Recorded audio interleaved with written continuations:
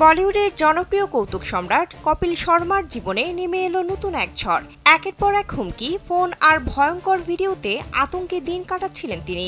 বিশাল অঙ্কের অর্থ দাবির পর অবশেষে মুম্বাই ক্রাইম ব্রাঞ্চের অভিযানে পশ্চিমবঙ্গ থেকে গ্রেপ্তার করা হলো মূল অভিযুক্তকে।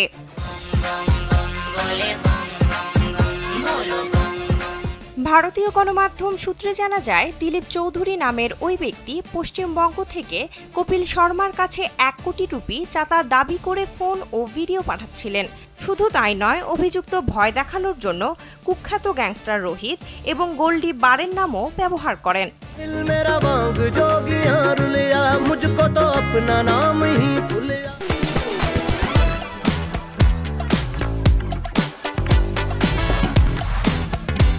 পুলিশ কর্মকর্তারা নিশ্চিত করেছেন, গত 22 ও 23 সেপ্টেম্বর মাত্র দুদিনের মধ্যে কপিলের কাছে প্রায় 7 বার হুমকি ফোন আসে। ঘটনার গুরুত্ব বিবেচনায় পুরো বিষয়টির সঙ্গে কোনো আন্তর্জাতিক বা দেশীয় গ্যাংস্টারের যোগসূত্র আছে কিনা তা খতিয়ে দেখছে পুলিশ। গ্রেপ্তারের পর অভিযুক্তকে ইতিমধ্যেই তদন্তের স্বার্থে মুম্বাই নিয়ে আসা হয়। আদালতে হাজির করা হলে আদালত তাকে আগামী 30 সেপ্টেম্বর পর্যন্ত জেল হেফাজতে রাখার নির্দেশ দিয়েছে।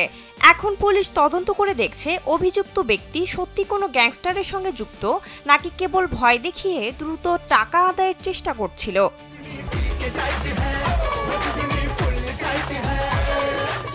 কিছুদিন আগে কানাডায় তার ক্যাফেতে একাধিকবার গুলি বর্ষণের ঘটনা ঘটে।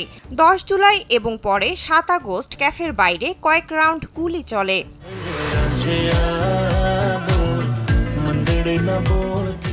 এছাড়া মহারাষ্ট্র নবনির্মাণ সেনা সম্প্রতি কপিলের জনপ্রিয় show the great Indian Kapil show এর বিরুদ্ধে একটি সতর্কতা জারি করেছে।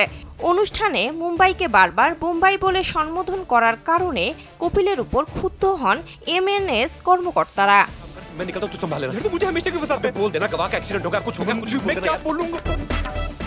বিনোদন ডেস্ক, কালবেলা।